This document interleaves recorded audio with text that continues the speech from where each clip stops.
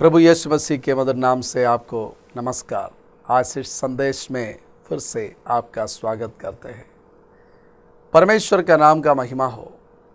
परमेश्वर का वचन में मत्ती रचित सुसमाचार उसका 20 अध्याय में 26 पद से लिखा है, परंतु तुम में ऐसा नहीं होगा, परंतु जो कोई तुम में बड़ा होना चाहे वह तुम्हारा सेवक हो, और जो तुम्हें प्रधान होना चाहे वह तुम्हारा दास बने।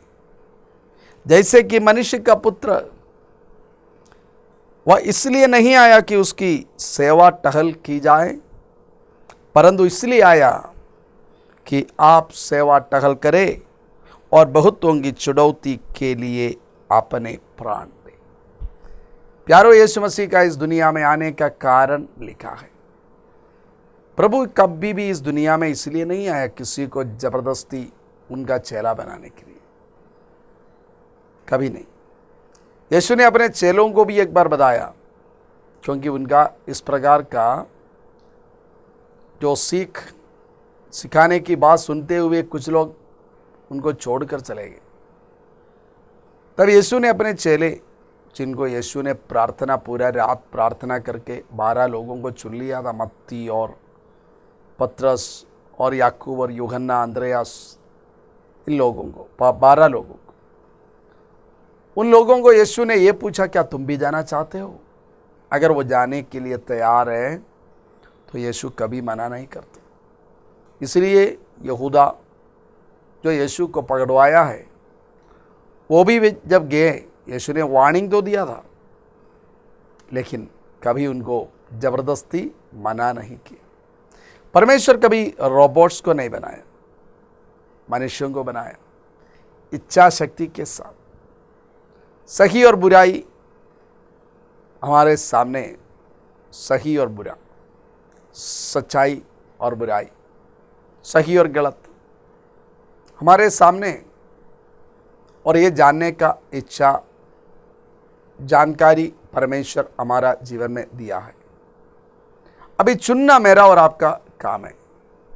जी हाँ, अब इधर प्रभु सिखा रहे हैं एक अगुवा कैसा होना चाहिए, एक जिम्मेदार व्यक्ति कैसा होना चाहिए, यीशु मसीह का चेला कैसा होना चाहिए। चेला तो गुरु का समान होना चाहिए।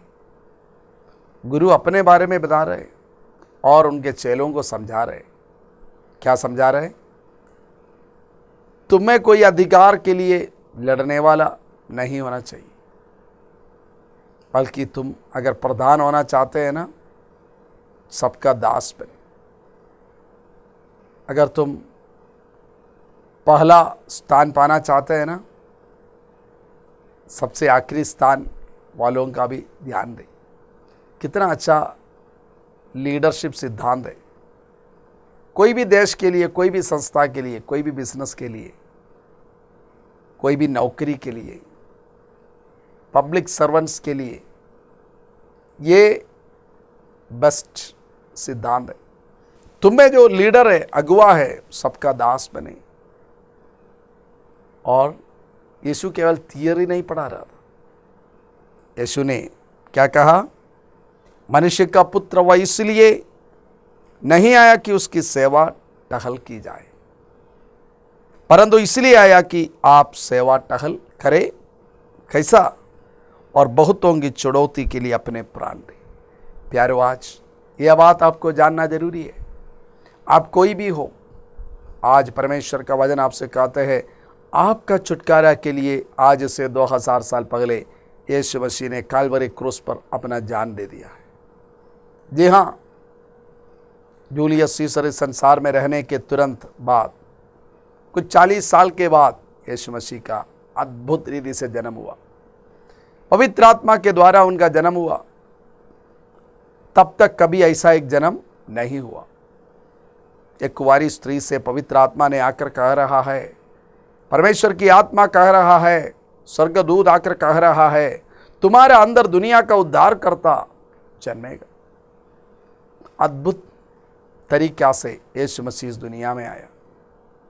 जी हाँ, और उनका जीवन सब पूरा अद्भुत था, लेकिन अंत में 33.5 साल में उन्होंने अपना प्राण मेरे लिए और आपके लिए कुर्बान किया। क्यों? किसी को जबरदस्ती कुछ करने के लिए नहीं, मेरे लिए और आपके लिए उद्धार का एक रास्ता तैयार करने के लिए। वही बात यूहन्ना रचित सुसमाचार 14 अध्याय का 6 पद में लिखा है। यीशु ने कहा, मार्ग, सत्य और जीवन में ही हूं, मेरे बिना कोई पिता के पास नहीं पहुंचते। उद्धार का रास्ता बनकर यीशु आया और मेरे लिए और आपके लिए उन्होंने अपना प्राण त्याग दिया, क्योंकि वो परमेश्वर है, परमेश्वर का पुत्र बनकर आया है, स्वर्ग से आया है। मृत्यु उनको हरा नहीं सकता था। प्यारो, आज मृत्यु मुझको और आपको भी हरा नहीं सकता। आप सोचेंगे लोग तो मरते हैं। प्यारो, 2 प्रकार का मृत्यु के बारे में परमेश्वर का वचन कहते हैं, एक शारीरिक मृत्यु, एक आत्मिक मृत्यु। जी हाँ, शारीरिक मृत्यु मेरा और आपका होगा, लेकिन आत्मिक मृत्यु मेरा और आपका होना जरूरी नहीं है। हमारे आत्मिक मृत्यु से हमको बचाने के लिए इस संसार में यीशु आकर वो मर गया, लेकिन तीसरा दिन जी उठा। मेरा और आपका आत्मिक मृत्यु से हमको बचाने के लिए हमारे अंदर एक आत्मा है। कहां पर है वो आत्मा? देख नहीं सकते। देख नहीं सकते तो हम विश्वास भी नहीं कर सकते। ऐसा तो हमें से कोई नहीं बोल सकता, क्योंकि जो श्वास है अभी भी आपने जो लिया है, क्या आपने देखा है? क्या हमें से कोई देखा है? नहीं, लेकिन वो श्वास ले रहे हम जानते हैं। प्यारो, जब उस परमेश्वर के साथ हमारा संबंध होता है, वो शांति, वो आराम, वो आनंद परमेश्वर की ओर से जो मिलता है, उससे हमको मालूम होता है, जी हाँ, वो मुझ में है। एक लड़का जो पतंग उड़ा रहा था, देख नहीं पाता था। एक बुजुर्ग आदमी ने इनके साथ थोड़ा मजाक करने के लिए बोला, वो पतंग नहीं है जी, वो चला गया है। तुम्हें क्या कर रहे हो? तुम्हारा पतंग गया। लड़का ने बोला, नहीं गया। बोला, कहाँ है? दिखता नहीं है।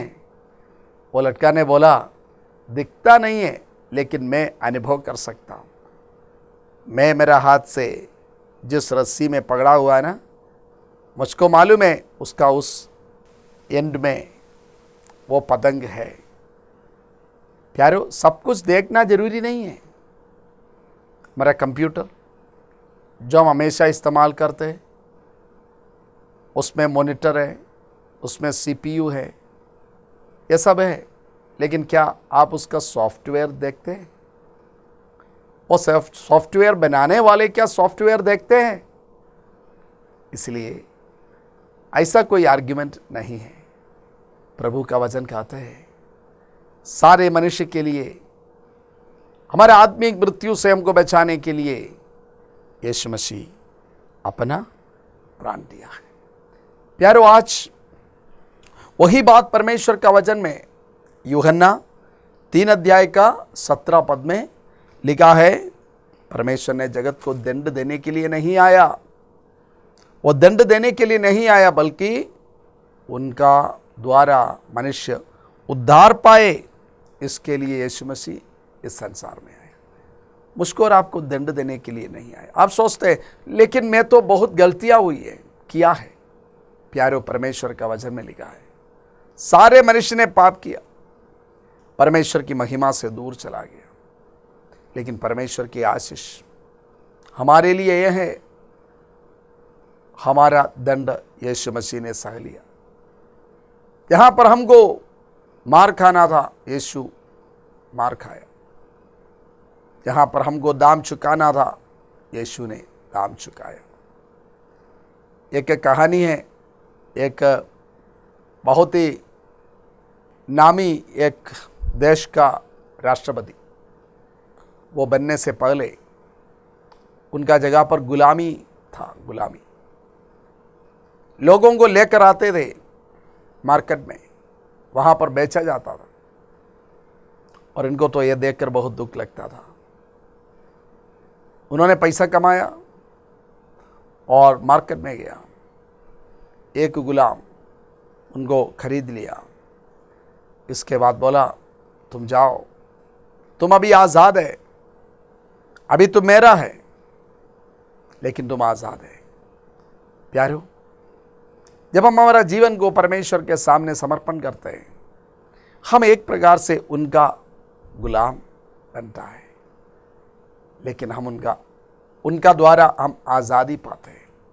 क्योंकि प्रभु का वचन में लिखा है, आज़ादी के लिए प्रभु ने तुमको आज़ाद किया है, फिर से गुलामी में नहीं जाना। प्यारो, हमको नशा का गुलामी में नहीं जाना, हमको गलतियों का गुलामी में नहीं जाना, हमको पाप की गुलामी में नहीं जाना, मारपीट का, कड़ुआपन का, जलन का और लालच का, अहंकार का गुलामी में नहीं जाना। कभी हम सोचते हैं, अगर हम अहंकार करते हैं तो सोचते हैं हम आज़ाद हैं, लेकिन हम गुलामी में हैं। जी हाँ प्यारो, यह गुलामी से हमको छुड़ाने के लिए, पाप का गुलामी से हमको छुड़ाने के लिए परमेश्वर का पुत्र यीशु मसीह संसार में आया। पहला तीमुथियुस 1 अध्याय का 15 पद में लिखा है, यह बात सच और हर प्रकार से मानने के योग्य है कि मसीह यीशु पापियों का उद्धार करने के लिए जगत में आया, जिनमें सबसे बड़ा मैं हूं। जी हाँ, सच्चाई वही है, सब ने पाप किया, लेकिन मेरा और आपका पाप से हमको बचाने के लिए, हमको छुड़ाने के लिए यीशु आया। यीशु क्यों इस संसार में आया? हमसे कोई दान पाने के लिए नहीं आया। प्रभु का वचन लिखा है, वचन कहते हैं, स्वर्ग उनका सिंहासन, पृथ्वी उनका पाँव रखने की जगह। मैं तुमको क्या क्या दूंगा? मेरा पास क्या है उस परमेश्वर को देने के लिए? सब कुछ तो उन्हीं का है। जी हाँ, मान लीजिए किसी का पूरा बगीचा है, फूल का पूरा बगीचा है, मैं उनको एक फूल दूं। मान लीजिए किसी का आम का बगीचा है, दुनिया भर का आम जो सबसे अच्छा क्वालिटी का उसमें है, तो मैं उनको 1 किलो आम लेकर जाऊं तो कैसा लगेगा? प्यारो, हम परमेश्वर को कुछ नहीं दे सकते। इसलिए परमेश्वर कहते हैं, तुम तुम्हारा पापों का, गुनाहों का जीवन लेकर आओ। मैंने काल्वरी क्रूस पर तुम्हारे लिए जान दिया है, मैं तुमको शुद्ध करूंगा, मैं तुमको पवित्र करूंगा, मैं तुमको आत्मिक रीति से आजाद करूंगा, तुम आजाद हो जाएगा। प्रभु का वचन कहता है, पुत्र तुम्हें आजाद करेगा तो तुम सच में तुम आजादी पाओगे। वो आजादी हमको देने के लिए जी खुशखबरी क्या है? ये बात सच, यह सच है और हर प्रकार से मानने के योग्य है। यह सच बात और हर प्रकार से मानने के योग्य बात है। क्या है? मसीह यीशु पापियों का उद्धार करने के लिए जगत में आया। जी हाँ, यीशु इस दुनिया में क्यों आया? दान लेने के लिए नहीं। हमने यूहन्ना 3:17 में पढ़ा, दंड देने के लिए नहीं, जो पापी है वो सबको खत्म करने के लिए नहीं। मनुष्य पाप में डूब गया, परमेश्वर से अलग हो गया, तो उस मनुष्य को बचाने के लिए, पापियों को बचाने के लिए यीशु इस संसार में आया। ये यीशु का प्रेम है, ये परमेश्वर का प्रेम है। परमेश्वर हमको बचाने वाला है, हमको छुड़ाने वाला है, पाप से छुड़ाने वाला, हमारा आत्मिक गुलामी से हमको छुड़ाने वाला। परमेश्वर का वचन में और एक वचन लूका रचित सुसमाचार 6 अध्याय में जी 27 पद में लिखा है, परंतु मैं तुम सुनने वालों से कहता हूं कि अपने शत्रुओं से प्रेम रखो, जो तुमसे बैर करे उनका भला करो। प्रभु का धन्यवाद हो। परमेश्वर का वचन कहता है तुम्हारे शत्रुओं से प्रेम रखो। क्यों? यीशु ऐसा क्यों कह रहा है? क्योंकि जब मैं और आप उनके शत्रु थे, जी हाँ, रोमियों का पत्री उसका 5 अध्याय में लिखा है, हम उनका शत्रु थे, वैरी थे, क्योंकि हम पाप किया, परमेश्वर से दूर चला गया। हमको ढूंढकर वो आए। आज आपको ढूंढकर वो आपके कमरा में है। जहां पर आप है वहां पर, आप जिस परिस्थिति में वहां पर, अगर आप एक हॉस्पिटल के बेड में पड़े हुए इस संदेश को सुनते हैं तो आपके नजदीक वो है। उनका पास चंगाई का सामर्थ्य है। आपको मालूम है जब यीशु मसीह इस दुनिया में था, वचन में लिखा है जितना लोग यीशु के पास आया सबको यीशु ने चंगा किया। जी, आपका परिस्थिति कितना भी बिगड़ा हुआ हो, वहां पर आपका जीवन में एक आत्मिक चमत्कार, एक शारीरिक चमत्कार, परिवार में एक चमत्कार, आपका भविष्य के लिए एक चमत्कार परमेश्वर कर सकते हैं। अगर आप विश्वास करने के लिए तैयार है तो परमेश्वर का हाथ आपके लिए बढ़ा रहे। परमेश्वर आपका मदद करना चाहते हैं, क्योंकि आपको उन्होंने बनाया है। आप अपने आप इस संसार में नहीं आया। मेरा माता पिता ने मुझको इस संसार में कहीं से लेकर नहीं आया। इसलिए प्रभु का वचन में लिखा है, मैं मेरा माँ की पेट में जन्म लेने से पहले परमेश्वर मुझको जानते हैं। जी हाँ, ये जो स्वभाव है ना परमेश्वर का, वो स्वभाव मुझ में है, क्योंकि मैं परमेश्वर का बेटा हूँ, बेटी हूँ।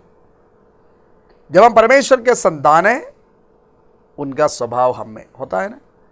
बताते अच्छा पप्पा का तो ट्रू कॉपी है जी, पप्पा का जैसा बाल, पप्पा का जैसा चेहरा, बताते हैं ना हम लोग। जब हम परमेश्वर का हो जाते हैं, प्रभु का वचन कहते हैं जितनों ने उन पर विश्वास किया, यूहन्ना 1 अध्याय में 12 पद में, उनको परमेश्वर का संतान होने का अधिकार दिया। जब हम परमेश्वर के संतान है ना, तब हम क्या करेंगे? शत्रुओं से प्रेम करेंगे। कौन है हमारा शत्रु? शैतान जो हमारा शत्रु, उनसे प्रेम नहीं करेंगे। लेकिन इस दुनिया में कोई व्यक्ति, कोई मनुष्य से जो आपका परमेश्वर, प्रभु यीशु कहता है तुम्हारा गाल पर एक थप्पड़ मारते, उनको दूसरा फेर दो, दिखा दो। इधर इसलिए कहते हैं जो तुमसे बैर करे उनका भला करो। आसान है? आसान नहीं है। हम अपना ताकत से, अपना सोच से, अपना वातावरण के आधार पर सोचेगा तो शायद असंभव है। लेकिन जब यीशु हमारा दिल में आ जाते हैं, एक ऐसा परिवर्तन हमारा जीवन में हो जाता है, हम जो अभी तक नहीं सोच सकते थे ऐसा सोचना शुरू करते हैं। क्योंकि प्रभु का वचन कहते हैं जब एक व्यक्ति मसीह में है, वह एक नया सृष्टि है, पुरानी बातें बीत गई, नया सृष्टि। इसलिए प्रभु का वचन में लिखा है हम यीशु में छिप गए हैं। अभी हम नहीं जिए। 2 अध्याय में गलातियों की पत्री में लिखा है, प्रेरित पौलुस कहता है 20 पद में, मैं अभी जीवित न रहा, यीशु मुझ में जीवित है। दूसरा जगह पर लिखा है मैं यीशु मसीह में हूं, मैं यीशु में हूं। जी हाँ, अब मुझको कोई नहीं देख रहे, मतलब मेरा स्वभाव नहीं बल्कि प्रभु का स्वभाव। हम जानते हैं ना, जो बडिंग है, अभी जो कटहल का पेड़ आ जाता है 1.5 साल में या 2.5 साल में फल दे देता है। नहीं तो पहले का समय में कटहल का पेड़ में फल देखने के लिए 10 साल, 5 साल, लेकिन अभी 1.5 साल में, 2 साल में। आम का पेड़ में, जी हाँ, 2 साल में फल लग जाता है। क्या है? बोलते ये बडिंग हुआ है, मतलब ये एक क्वालिटी का है, उसके साथ दूसरा गुण वाला आम का जो पेड़ का एक पार्ट, एक छोटा सा पीस उसका बडिंग हुआ। तो अभी क्या है, वहाँ से जो होगा, ये जो पुराना पेड़ का नहीं, ये नया पेड़ उससे जो मिलाया है उसी का स्वभाव दिखाएगा। उसी प्रकार मेरा और आपका जीवन बदल जाता है।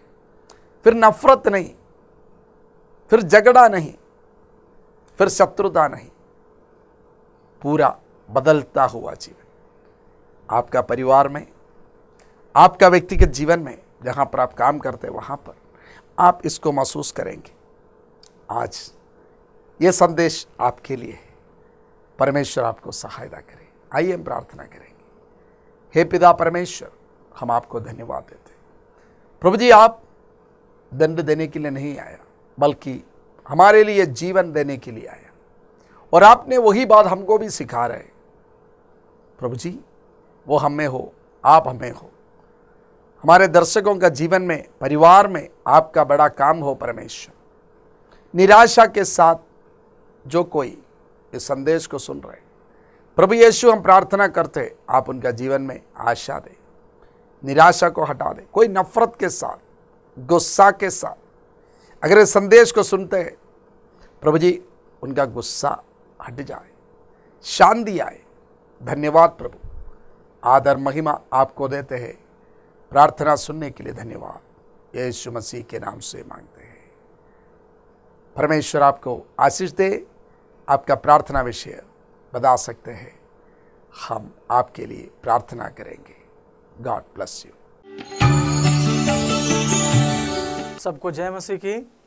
मेरा नाम चंदन कुमार गौतम है और मैं प्रभु यीशु मसीह को 2010 में जाना था। लेकिन मैं आप सबको बताना चाहता हूँ कि 2010 से पहले मेरा जीवन किस प्रकार का था। जब मैं प्रभु यीशु मसीह को नहीं जानता था तो हमारे जीवन में बहुत सारी बुरी आदतें थी। मैं नशा करता था, जैसे कि सिगरेट पीना, गांजा पीना, शराब पीना, गुटखा खाना। इस प्रकार का नशा मेरे जीवन में था। इस प्रकार के नशा से मैं ग्रसित था और मैं अपने जीवन में बहुत निराश था। मुझे नहीं मालूम था कि मुझे आगे अपने जीवन में क्या करना है। मेरे अंदर कोई लक्ष्य नहीं था मेरे जीवन में। लेकिन जब मैं प्रभु यीशु मसीह को जाना, मेरे दोस्त ने मुझे एक बार प्रभु यीशु मसीह के बारे में बताया, तो मैं उसके साथ एक दिन प्रार्थना भवन गया और वहाँ पे लोग प्रार्थना कर रहे थे। जब मैंने वहाँ देखा कि बहुत सारे लोग अपने पापों का अंगीकार करके प्रभु के सामने प्रार्थना कर रहे हैं, तो एक दिन मैंने भी निर्णय लिया कि मैं भी अपने पापों को प्रभु यीशु के सामने मान लूँगा। और एक दिन मैं अपना पाप प्रभु के सामने माना और रो रो कर मैंने प्रभु के सामने प्रार्थना किया, कहा कि हे प्रभु, मेरे जीवन को तू बदल दे। और उसी दिन प्रभु का आत्मा मेरे जीवन में आया और मेरा जीवन कंप्लीटली ट्रांसफॉर्म हो गया। मेरे भाइयों एवं बहनों, यदि आपका भी जीवन हमारा जीवन जैसा है तो एकमात्र नाम है यीशु मसीह का नाम। यदि मेरे जैसा आप भी निराश होंगे तो आप प्रभु के पास आए। एकमात्र प्रभु यीशु है जो आपको छुटकारा दिला सकता है।